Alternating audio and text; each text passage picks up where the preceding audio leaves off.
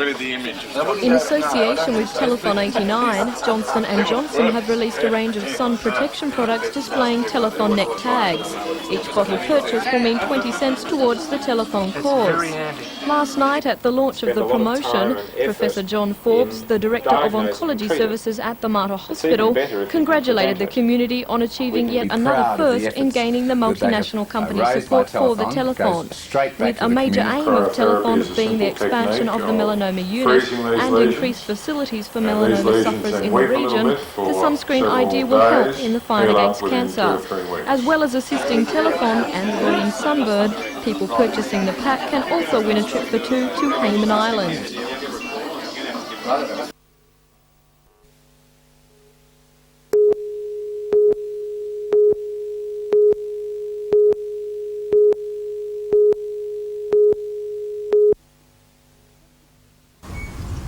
Cessnock City Council resolved at a meeting 3 weeks ago to try to hand over 220 to the state government. The untried tactic was a success. After a huge public outcry over the state of the roads, the DMR will now maintain the worst section through Pellormain and Stanford Murphy, leading on to the drive at Curry. But despite bowing to public pressure, State Member for Cessnock, Bob Roberts, today said the government queried how cost-effective council had been with funding increases, including $1 million earmarked for the gap road, devastated in recent heavy rain. Is it a question of mismanagement?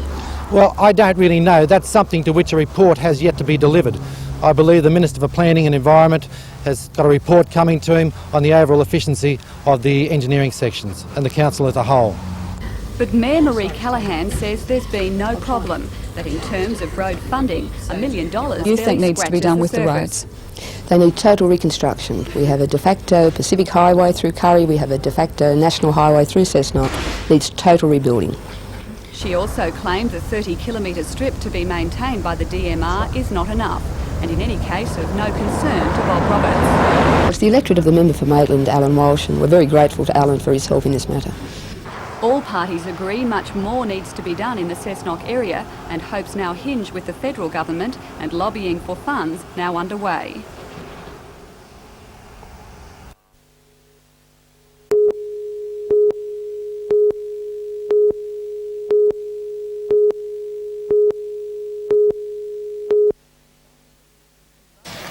Environment Minister Tim Moore visited the Hunter District Water Board today to outline government plans.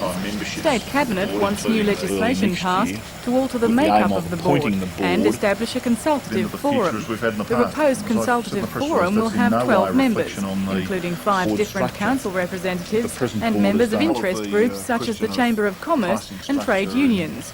Forum members would advise the board, and the new board would only have one full-time member, the managing director.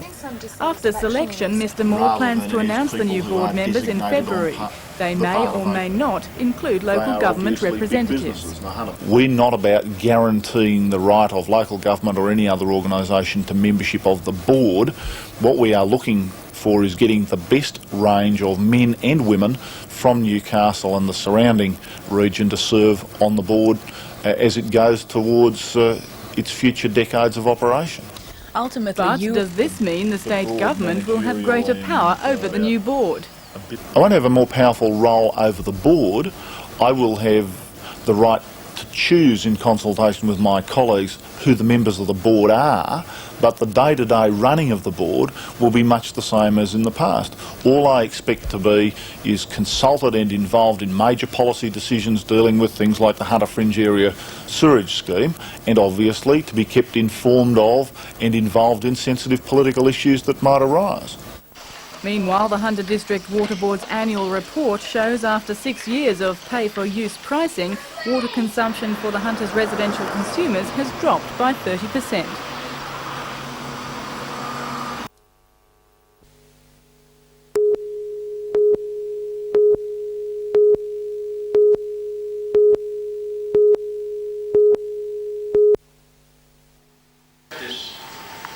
Clark, and commend you.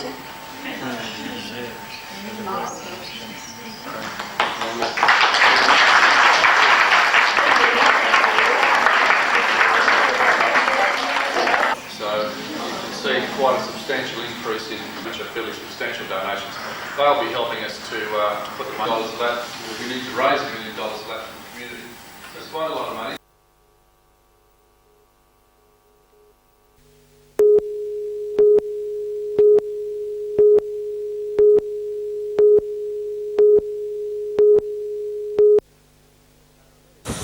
Paramedics flew the wounded man to Newcastle yesterday afternoon.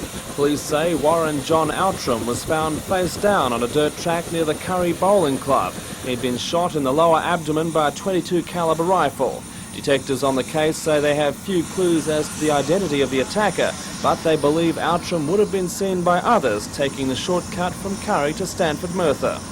He's well known by the local people themselves. He's a man 31 years of age, and he was wearing a brown beanie, a white t-shirt and blue trousers, and he has distinctive long red hair. What about, is there a vehicle as well? Well, the victim has told police that shortly before him being shot, he saw an early model Japanese sedan, brown in colour, similar to a Galant, driving along that particular road about the time that he was shot. Outram is recovering in Newcastle Hospital after surgery. It's believed doctors decided to leave the bullet lodged in his lower back rather than remove it. Late today, his condition was satisfactory.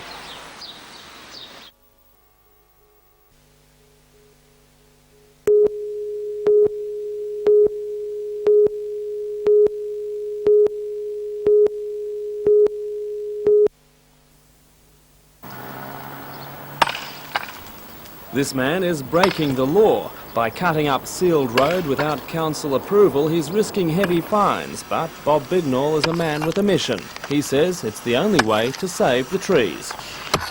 Well, I have been told that when I offered to come up and dig around them and give them a bit of a go, that I would be breaking the law by digging up the road surface, and that I would be liable to prosecution, and so I expect that may well be done. About a dozen trees were planted outside the local primary school in 1948. This year, 2 have died, and the rest are looking decidedly sickly.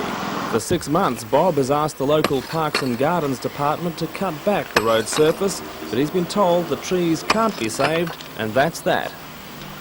Somebody with a jackhammer could have done it in probably half an hour, and yet when the trees die, we see the expense of 6 council employees with chainsaws being sent down for several hours to cut the tree down.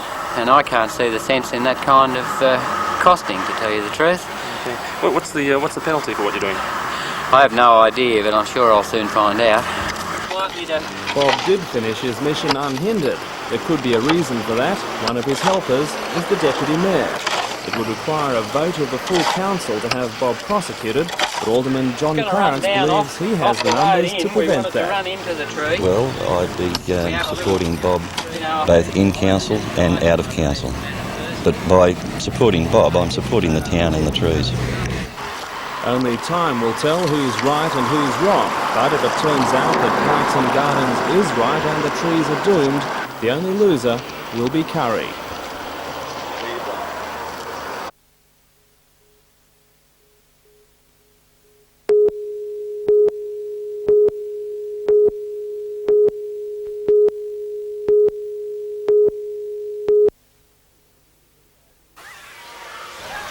Needing to win by a clear 2-goal margin, Captain Charlie Yankos gave the Socceroos the best possible start in the 8th minute. From a set free kick from 25 metres out, Yankos gave the Fijian keeper no chance. The goal coming up.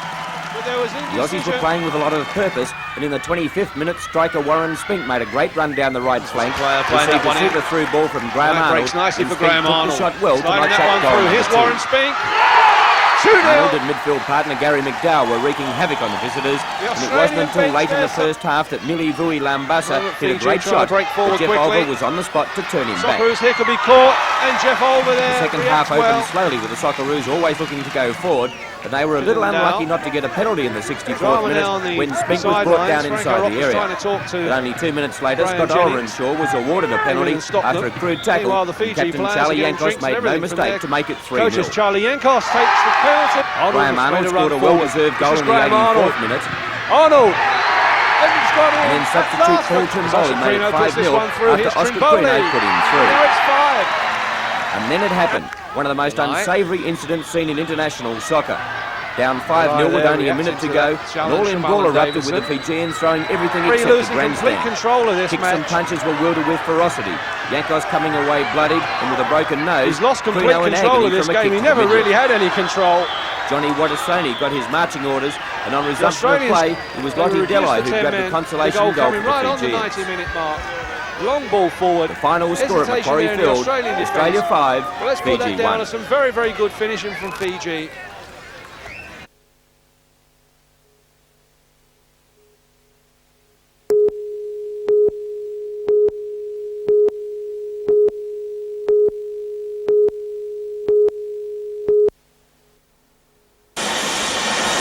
The man was finally airlifted to safety this morning by the Westpac rescue helicopter. He was taken to the Royal Newcastle Hospital and is now in a stable condition, suffering from a fractured ankle. The man's ordeal began around 9 a.m. yesterday when he fell while abseiling at Kunji Rock in the Barrington Tops. The alarm was raised that afternoon after one of the man's companions walked through rugged terrain for more than 4 hours to find help. The injured man couldn't be rescued until this morning as the area was inaccessible by car and there was difficulty finding him in fading daylight.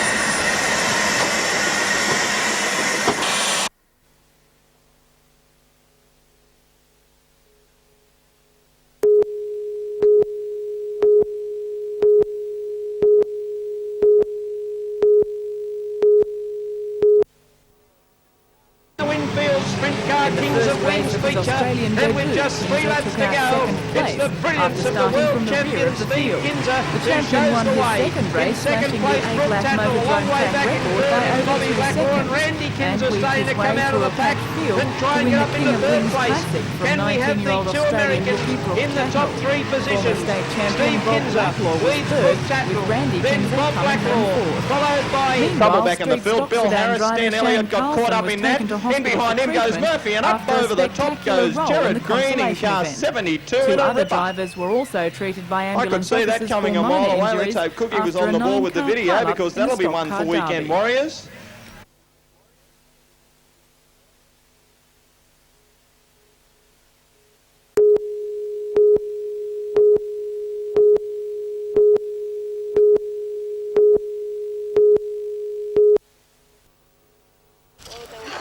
Mr Carr told a small gathering that the petition would be distributed statewide. It contains a protest that claimed law enforcement cutbacks, including a reduction in police cars, bikes and country police stations.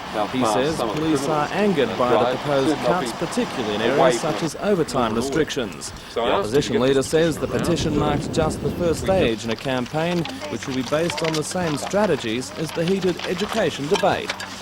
I think as concerned as people are about the withdrawal of teacher numbers, they'll be even angrier about cuts in the level of effectiveness of police services.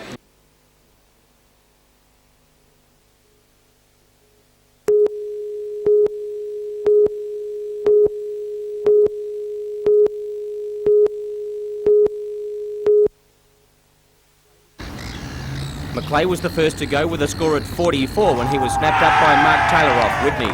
With the addition of only 10 runs, the danger man Tom Moody was removed, clean bowled by Michael Whitney, and WA were in real strife.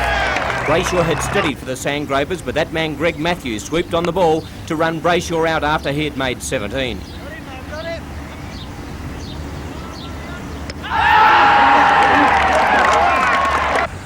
Kim Hughes, although sadly out of touch except for the occasional brilliant shot, helped Andrews to knock up a 59-run partnership before losing his wicket to a fired-up Greg Matthews, with the latter carrying on a treat as the former Test skipper departed.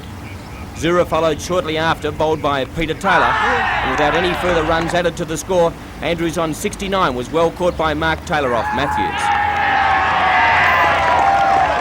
The New South Wales skipper Greg Dyer had no hesitation in taking the new ball straight after tea, and Jones struck immediately, bowling Terry Alderman for 1. WA lost their 9th wicket when Mark Taylor held another catch off Whitney, and Hogan departed after making 22. In a last-ditch effort, Bruce Reid and Alan Mullally swung the bat with gay abandon, But Peter Taylor finally completed the win by having Reed caught by Mark Taylor for 30, and New South Wales had grabbed their first points of the season in fine style.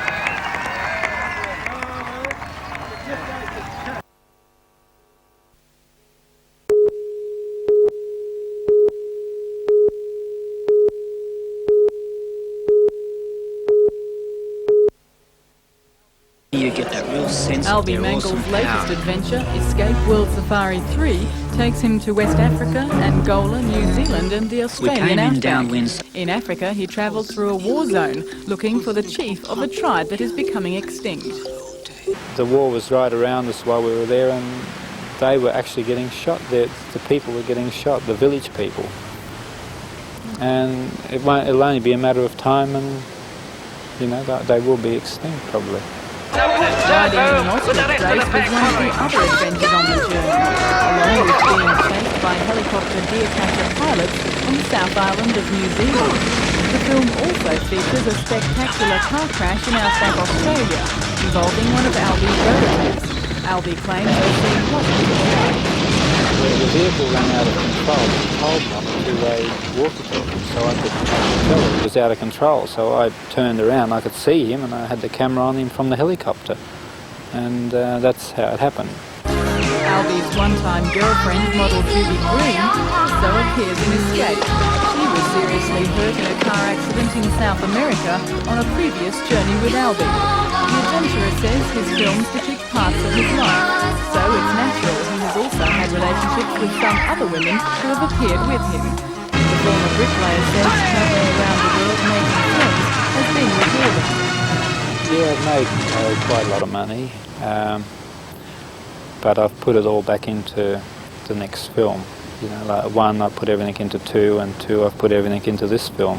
So one day when I stop, it'll hopefully I'll have quite a bit of money.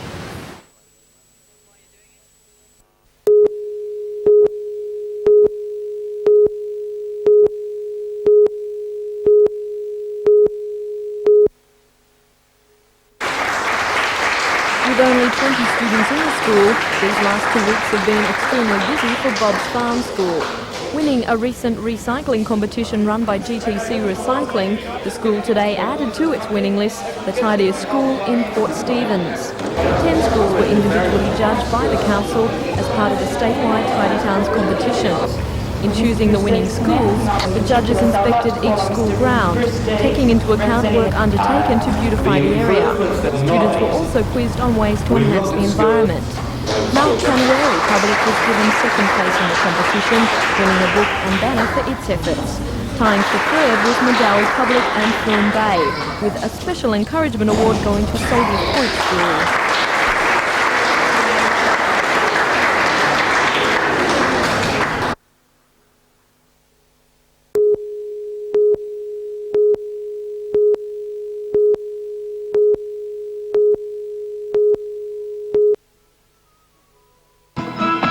Horse lovers will truly think it's Christmas. 10 of the finest equestrians ever have put foot or hoof in the big indoor arena of the New South Wales Equestrian Centre at Lochinvar, combining for a full-on display of real horsemanship. But the centre's big Christmas extravaganza is supposed to cater for all types, horsey and otherwise, so it's added a few finishing touches to what would otherwise be a great horse show to make it a great Christmas show, such as the Santa costumes, beards and all for the riders. The horses will remain clean-shaven, and some very catchy Christmas music for them to perform to.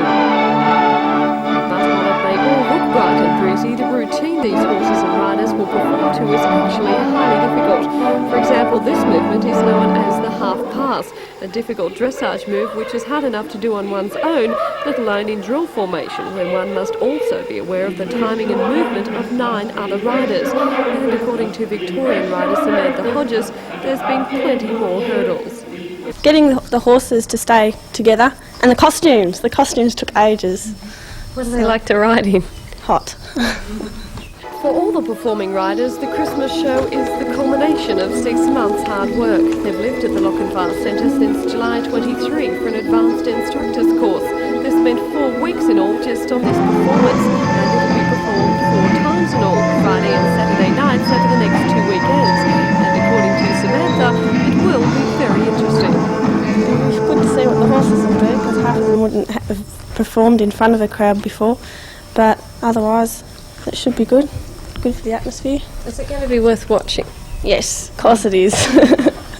But possibly the most enchanting thing about this whole equestrian extravaganza is that it's centred around the horse itself, and surely that makes it truly Australian, because I'm certain if Santa Claus wasn't Oz, he would have chosen a horse instead of a reindeer. Tracy Reid for NBN News.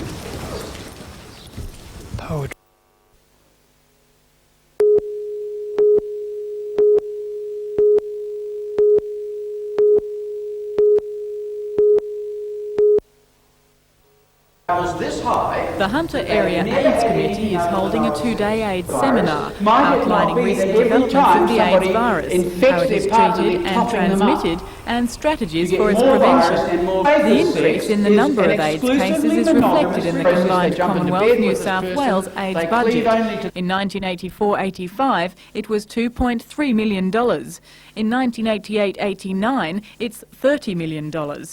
The majority of AIDS cases, almost 60%, are in New South Wales. This financial year, the Hunter Area Health Service is receiving an extra $1 million, a 100% increase towards AIDS education and care facilities. Newcastle, over the last couple of years, has done an enormous amount on a shoestring within its own resources, and it is only just now really becoming to getting some statewide recognition for what it's done and some funding to help support those activities.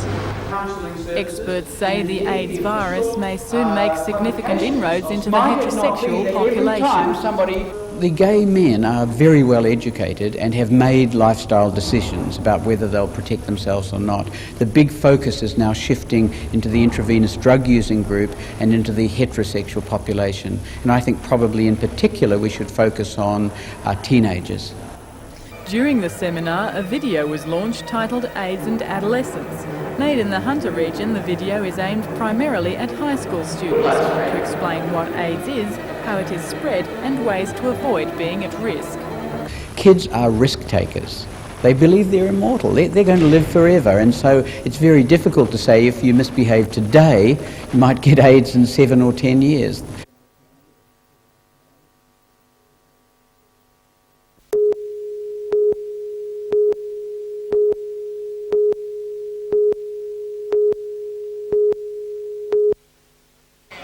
It's got to be the perfect setting for an ornithologist's or birdwatcher's convention.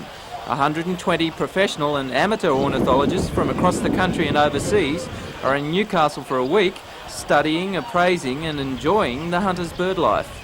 It's a combination of a social get-together of all the members from Australia-wide and overseas, presentation of research papers and practical fieldwork. Issues of particular interest will be wetlands management and waterbird populations and movement.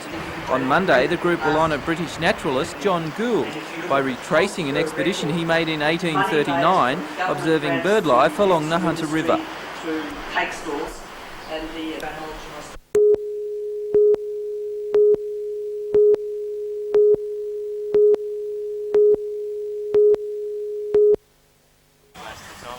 With the temperature hovering around the mid-30s today, rugby league training would have been the last thing on most people's minds.